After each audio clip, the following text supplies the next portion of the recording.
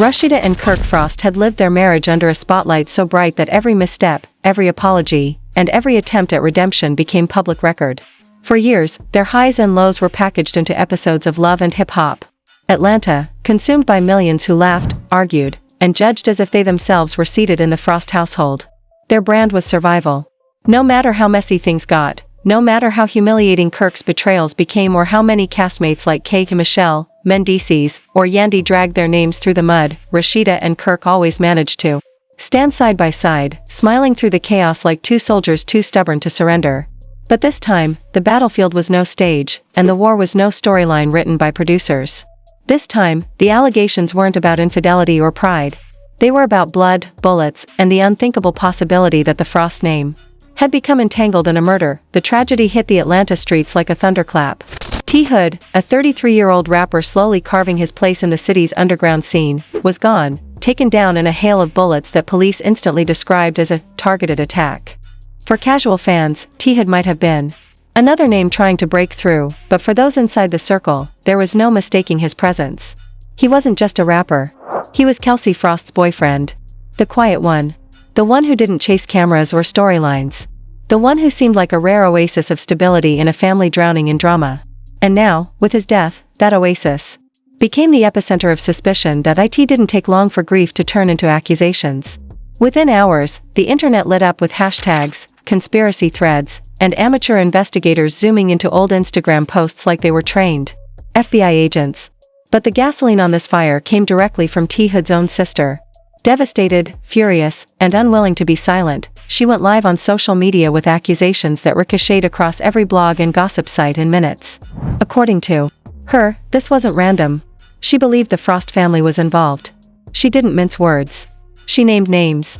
She said Kirk and Rasheeda's sons had played a role in the killing and claimed Kai Frost himself had disappeared right after the shooting. The word she used wasn't suspect. It was shielded. Protected. Hidden by his own family while a young man lay in a casket. From that moment, the tragedy mutated into scandal. Fans and foes, and neutral bystanders alike began poring over every single Frost-related post as if secrets could be unlocked in the shadows of selfies and captions. Where was Kai? Why hadn't Kirk and Rasheeda spoken publicly? Why did Kelsey post a tribute that sounded more defensive than grieving? The weight of public suspicion began to collapse. On her shoulders too. T. Hood's sister accused her of betrayal, of orchestrating a setup, of being the bait in a trap that ended in murder. Kelsey pushed back hard. She posted through tears, declaring her heartbreak, pleading for compassion, dismissing the rumors as baseless poison designed to smear her name when she herself was living with loss. But in the cruel economy of social media, denial rarely goes viral. Law enforcement offered little clarity. They confirmed one person had been detained in connection to the shooting but refused to release a name. That single line in a press conference became the breeding ground for theories more elaborate than any crime novel. And then TMZ, with their reputation for breaking stories that networks later chase, dropped the bomb that blew the whispers into an inferno. According to their sources, Gwinnett County Police had officially named Kai Frost as their top suspect in the murder investigation. Suddenly, this wasn't just a case of speculation on Twitter. This wasn't just a grieving sister crying into her phone. This was the state pointing its finger directly at the Frost family's eldest son. That revelation rewrote the entire narrative of the Frost empire. What was once dismissed as messy family drama now morphed into the most dangerous storyline they had ever faced, a legal crisis with life or death stakes. Kirk and Rasheeda were no longer cast members fighting over cheating scandals. They were parents staring down the nightmare possibility that their child could be connected to the death of another. And in that moment, the power of reality TV collapsed. Under the weight of reality itself, the silence from the Frost household was deafening. For years, both Kirk and Rasheeda had been quick to clap back, to post, to go live, to defend themselves against critics. This time, they said nothing. Their lips were sealed, their phones silent, their Instagram feeds frozen. Fans interpreted that silence in two ways. Some argued it was a sign of guilt. Others said it was wisdom, that any word uttered now could be twisted, subpoenaed, weaponized in court. What was certain was that silence created a vacuum, and that vacuum was filled by speculation, rumor, and online detectives who dissected every move of the Frosts as though the truth itself could be pieced together from screenshots. The effect on the Frost children was devastating. Kelsey was forced into a public tug-of-war between grief and suspicion. Kai, now named in the investigation, became the face of whispered accusations.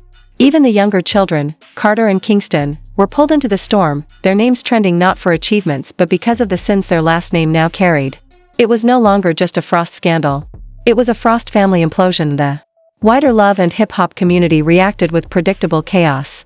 Some castmates offered prayers and solidarity, posting vague, "stay strong" messages that sounded like they were written more for PR than sincerity. Others, however, used the moment to throw shade, resurfacing old feuds, reminding the world of the Frost's long list of enemies. The once dominant feud with Mendices and Yandy suddenly looked petty, a footnote in comparison to murder allegations. And still, fans couldn't help but note the irony. For years, those fights seemed like the ultimate scandals. Now, they looked like playground arguments next to the devastation of death and the gravity of a homicide case, but the storm wasn't confined to VH1 cameras and gossip blogs. It was real. T-Hood wasn't just a name in a headline. He was a son, a brother, an artist whose music had started to catch fire in Atlanta's competitive rap scene. His family mourned him with raw, unfiltered grief, demanding justice in public forums, at candlelight vigils, and on every platform they could find. Their cries weren't about ratings. They weren't about hashtags. They were about accountability, and they directed their fury squarely at the Frosts. Meanwhile, whispers of the investigation's scope began to leak. Prosecutors were reportedly considering whether the Frost family's silence and possible actions after the shooting amounted to obstruction. The rumors alone were enough to tarnish every brand tied to their name. Business deals, endorsements, appearances, suddenly, all of it looked fragile. Because in entertainment, perception is power, and once you're seen as toxic, the calls stopped coming. Yet for all the chaos, one truth rang clear: this was bigger than television. It was bigger than VH1 ratings or Instagram likes. This was about a family caught between fame and justice, loyalty and accountability. Rasheeda, who had built her entire persona on resilience, now found herself in the most fragile position imaginable, facing the possibility that her son might stand trial for murder. Kirk, the man once mocked for his scandals and foolish decisions, now carried the weight of a father who couldn't protect his child from the gravest accusation of all, and while the cameras weren't rolling, the world was watching. The Frosts were no longer just a reality TV storyline. They were a case file, a headline, a family hanging by a thread as the legal system closed in. The courtroom tension was unlike anything the Frost name had ever carried before. This wasn't about reality show reunions, messy arguments with castmates, or bloggers dragging them for old scandals. This was about a system sharpening its teeth. The moment TMZ confirmed that police had named Kai Frost as their top suspect, the entire Frost empire shook. The silence that Kirk and Rasheeda thought would protect them only seemed to make the whispers louder. Their absence from interviews, their refusal to release a statement, their Instagram accounts suddenly turning into ghost towns, it all looked less like strategy and more like fear, and the public wasn't patient. They demanded answers. They wanted to know, where was Kai? Why was Kelsey denying accusations while posting curated pictures of grief instead of addressing the firestorm head-on? Why was Kirk pretending like life was normal, spotted at a club one night in a hoodie pulled tight, trying to slip through back doors while his family name was plastered across every headline in Atlanta? It didn't take long for conspiracy theories to multiply. Some swore the Frosts had sent Kai out of state, possibly even out of the country, to keep him away from police. Others believed producers at VH1 were using their connections to buy time, to scrub details, to twist the narrative into something softer before it hit television screens. And then came the whispers about evidence. An anonymous Twitter account, one that claimed to be connected to someone inside Gwinnett County, began dropping cryptic hints. Posts that read, "Check the cameras. They already know, and the footage isn't gone. It's hidden." Screenshots flew through group chats, with fans dissecting every word like it was a coded message. Could it be true that there were surveillance tapes showing what really happened that night? And if so, who had access to them?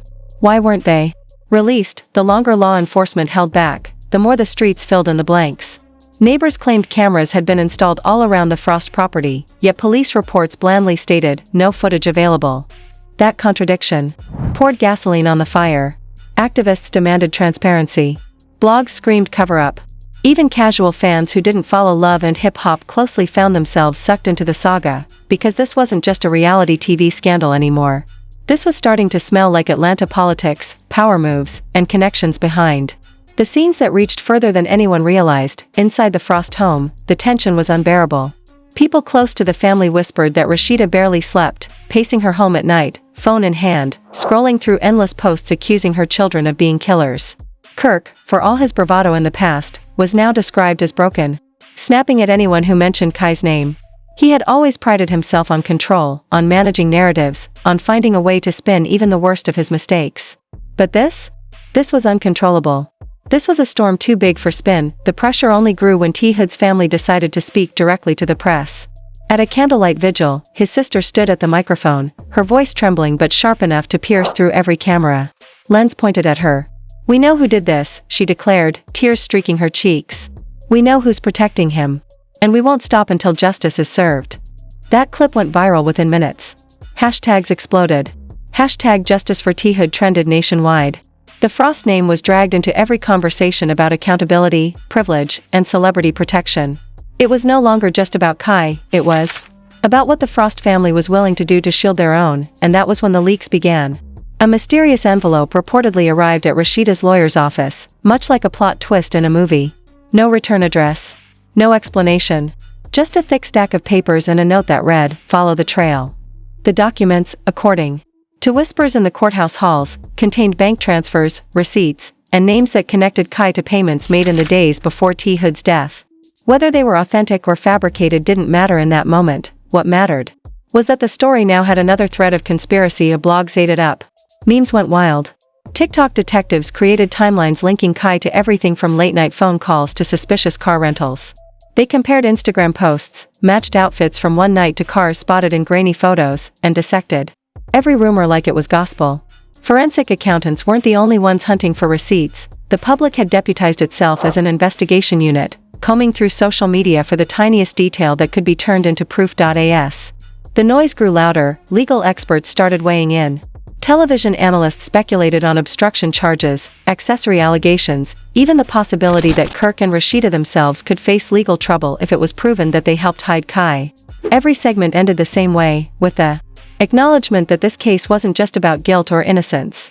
It was about perception, about the Frost family's legacy, about whether fame could bend the scales of justice. Through it all, Rasheeda remained quiet, but her silence spoke volumes. One day she posted a single photo, a chessboard, half played, with the caption, "Moves matter." The internet exploded. Was it a message to Kai? To her haters? To the world that she was playing a longer game? Nobody knew, but everyone had theories. The Frost brand was no longer just about music or boutiques. It had become a living, breathing crime drama unfolding in real time. Meanwhile, whispers about federal involvement began creeping into conversations.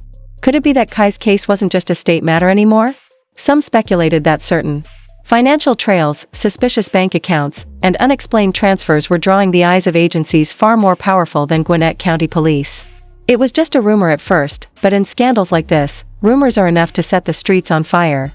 And once the Fed's name gets attached to your family, whether it's true or not, the fear alone can destroy you. The Frosts weren't just losing control of their narrative. They were losing their grip on the illusion of untouchability.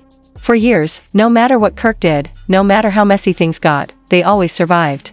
But now the cracks weren't just visible. They were gaping open for the world to see.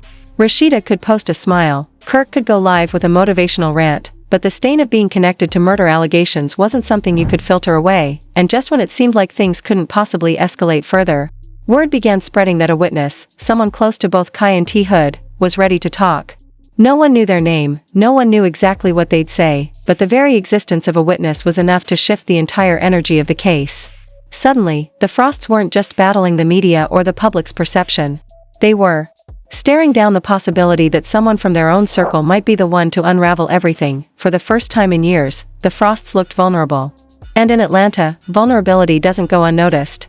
It's devoured, dissected, and replayed until it becomes bigger than the truth itself. By the time the witness rumors began to circulate, the Frost family wasn't just in the eye of a storm, they were standing in the middle of a tornado tearing apart everything they had built. What had started as a tragic headline about a local rapper's death had spiraled into a full-scale courtroom saga that blurred the line between crime report and reality TV spectacle. The whispers about bank records, anonymous envelopes, and federal investigators weren't just gossip anymore. They had turned into smoke signals for something much larger, a blaze waiting to engulf everyone tied to the Frost name. The courtroom itself became a theater, every appearance by the Frost scrutinized like a live episode. Bloggers lined the steps, cameras flashed in their faces, and fans camped outside for hours just to glimpse a family that had once symbolized hustle and survival but now embodied scandal and suspicion. Inside, the silence was suffocating. When Kai's name appeared on official filings, it transformed him from a shadowy suspect whispered about online into the centerpiece of the state's case. Rasheeda sat with her back straight, expression frozen into the mask of a woman who had been preparing for battle her entire life. Kirk, usually loud and defensive, now looked small, shifting in his seat as though the weight of decades of bad choices had finally landed on his shoulders. Kelsey kept her distance, her grief morphing into anger at a world that refused to see her as anything but complicit. Even the youngest children, Carter and Kingston, weren't shielded. They were dragged into conversations on social media, their faces in memes, their names in hashtags, as if innocence could exist when the Frost name was now synonymous with chaos. The supposed witness testimony hit the internet before it even reached the courtroom, leaked like everything else in this case. The anonymous figure, claimed to be a former friend of Kai's, alleged he bragged about handling things the family way in the days leading up to the shooting. Whether true or fabrication, the damage was done. Fans latched on to the idea that the Frosts operated by their own code, a mix of loyalty, silence, and manipulation that kept secrets buried until they weren't. And for the first time, commentators began to ask if this wasn't just about one young man's actions, but about a culture inside the Frost household that had blurred the lines between protection and cover-up. Meanwhile, T. Hood's family refused to back down. They called out prosecutors publicly, demanding faster action, harsher charges, more transparency. They held press conferences outside the courthouse, their grief weaponized into activism. "We will not let money, fame, or TV cameras erase my brother's life," his sister declared, her words amplified by microphones and retweeted across timelines. Each statement carved deeper into the Frost's already battered reputation, painting them as villains in a story where their silence was read as arrogance and their protection of Kai as complicity. Then came the footage. Grainy, incomplete, but damning enough to set the internet ablaze. Leaked clips allegedly from a security camera showed a group of figures in the driveway near the Frost property on the night of the murder. Though no faces were clearly visible, online detectives didn't need clarity to decide. They zoomed, slowed, and enhanced every frame, pointing out silhouettes, matching builds to known photos, and convincing themselves that they had cracked the case. Whether the tape would hold up in court was irrelevant. Online, the verdict was already rendered. As if that weren't enough, whispers of financial ties started surfacing. Reports claimed prosecutors had subpoenaed not just phone records, but also transactions tied to shell companies linked to the Frosts. Old accusations about Kirk's history with questionable money management were suddenly being reinterpreted as foreshadowing, as if every past misstep had been leading to this crescendo. The narrative shifted from a son accused of murder to a family empire built on secrets. And the blogs feasted. Each new leak, each anonymous source, each blurry document became headline news.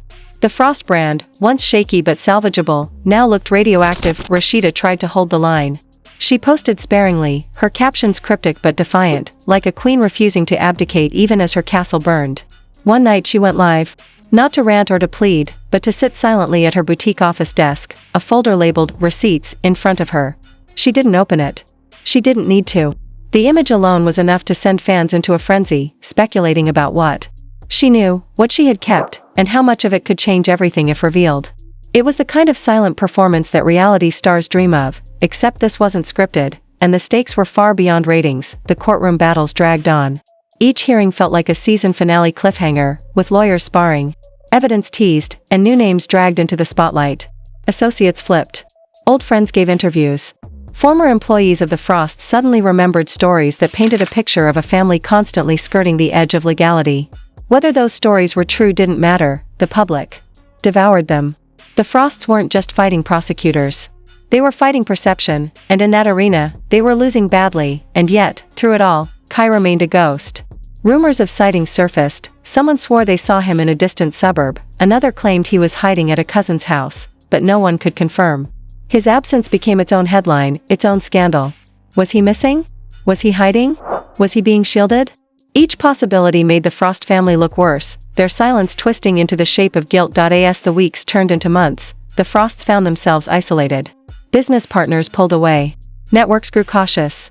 The once powerful love and hip-hop franchise quietly edited out reruns, distancing itself from the scandal.